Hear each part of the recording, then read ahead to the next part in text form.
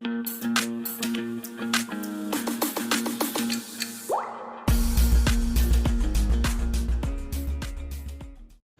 Students, ये video class 10 second chapter का part 3 है। अगर अभी तक आपने 2 पार्ट इसके नहीं देखे हैं तो आप वीडियोस में जाकर देख सकते हैं।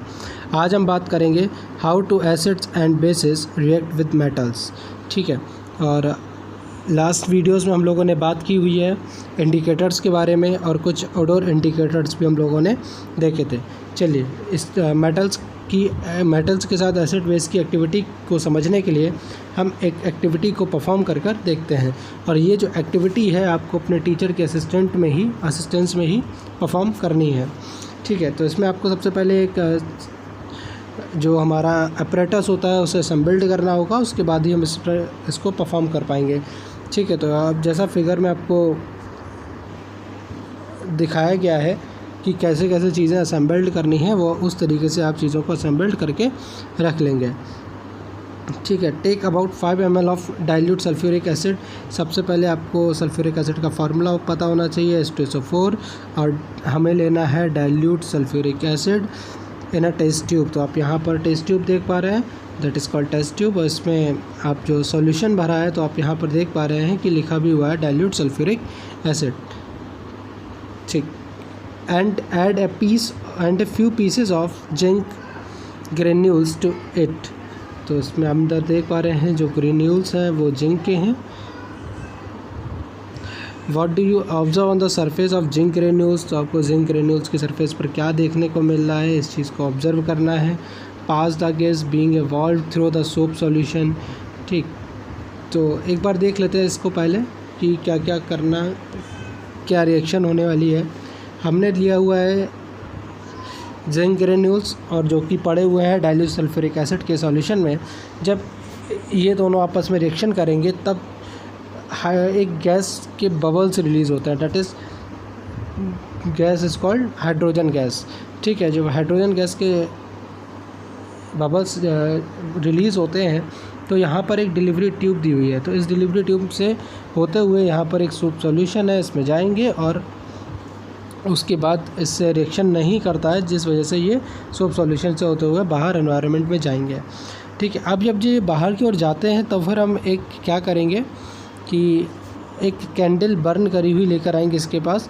तो जब हम बर्न करी हुई लेकर आएंगे तो जो बबल्स होंगे वो हमारे पॉप साउंड के साथ पॉप करके बस्ट होने लगेंगे और हमें एक साउंड सुनाई देगी जिसे हम लोग पॉप साउंड कहेंगे। ठीक है, तो ये कुछ रिएक्शन है और जिस वजह से हम बता पाएंगे कि ये जो गैस निकली है ये हाइड्रोजन गैस है। ठीक, तो वही चीज़ यहाँ पर ये परफॉर्म करके देखनी है। व्हाट डू यू, यहाँ तक तो बात हो गई थी, piece of zinc granules to it. What do you observe the surface of zinc granules, pass the gas being evolved. तो आपने जिंक ग्रेन्यूल्स की सरफेस पर बबल्स देखे, pass the gas being evolved through the soap solution से आपने gas को release कराया bye delivery tube. ठीक है, why take a burning candle near a gas. आपने देखा था अभी बर्निंग कैंडल लेके गए थे हम लोग उसके पास। और व्हाट डू यू ऑब्जर्व, तो आपने देखा कि पॉप साउंड रिलीज़ हो रही है। ठीक है, तो repeat this activity with the some more acids. और इसके अलावा भी आप और बहुत सारे एसिड्स ले सकते हो, जिसमें HCl है, HNO3 है, मतलब सल्फ्यूरिक एसिड आपने देखा ही अभी, H2SO4। अब आप देखेंगे हाइड्रोक्लोरिक एसिड, नाइट्रिक एसिड और एसिटिक एसिड। ठीक है, तो इन सब के संग भी आप अगर परफॉर्म करा के देखते हैं इस गैस को, या कह सकते हैं मेटल को एसिड के साथ, तो आपको मिलेगा क्या कि हाइड्रोजन गैस का रिलीज़ होगी। अब इसकी रिएक्शन भी देख लेते हैं। इसकी रिएक्शन आपने लिया था क्या, जिंक। तो जिंक का फार्मूला आपको पता है, Zn होता है। ठीक है, और डाइल्यूट सल्फ्यूरिक एसिड के साथ रिएक्शन करानी है, मीन्स H2SO4 के साथ रिएक्शन करानी है। जब आपने रिएक्शन कराई तो जिंक साल्ट बना, तो जिसे हम लोगों ने ZnSO4 का, और H2 गैस रिलीज़ हुई। तो यही जो बबल्स की फॉर्म में आप गैस देख रहे हो, इस वजह से ये H2 है। चेक हमने करा था कैंडल ले जाकर, जलती हुई तो पॉपअप साउंड के साथ बस्ट हो रही थी। ठीक, अब यहाँ पर नेक्स्ट पेज पे देखते हैं क्या बताया हुआ है। Note that the metal is in the above reaction displaced hydrogen from the acids. ठीक है, हम लोगों ने देखा कि जो जिंक था मेटल के साथ क्रिया करा के या रिएक्ट करा के हाइड्रोजन गैस को रिलीज़ कर रहा था। This is seen as hydrogen gas. The metal combines with the remaining part, जो रिमेनिंग पार्ट है उसके संग मेटल जो होता है रिएक्ट करता है और एक साल्ट का फॉर्मेशन करता है। Thus the reaction of metal with an acid can be summarised as, तो यहाँ पर इन्होंने दिखाई भी हुई है, मैंने आपको रिएक्शन करके भी दिखा दी कि आप Zn लीजिए, H2SO4 के साथ रिएक्शन कराइए, तो जब रिएक्शन कराएंगे तो ZnSO4 बन जाएगा और प्लस H2 गैस रिलीज़ हो जाएगी। तो इस तरीके से आप रिएक्शन परफॉर्म करके दिखा भी सकते हैं। चलिए एक सेकंड एक्टिविटी करके भी देखनी हम लोगों को। ये आप याद रखेंगे कि जब एसिड के संग रिएक्ट कराया जाएगा किसी भी मेटल का तो हाइड्रोजन गैस रिलीज़ होगी। ठीक, इसके अलावा आप एक्टिविटी 2.4 को देखिए, इसको भी करके देखते हैं। Place a few pieces of granulated zinc metal in a test tube. फिर से वही कि हमें जिंक मेटल के साथ टेस्ट कुछ पीसेस लेने हैं सर्कुलर मतलब ग्रेनुलर, और 2 ml of sodium hydroxide solution. अब की बार हमें जो सल्फ्यूरिक एसिड की जगह हमें लेना है सोडियम हाइड्रोक्साइड सॉल्यूशन।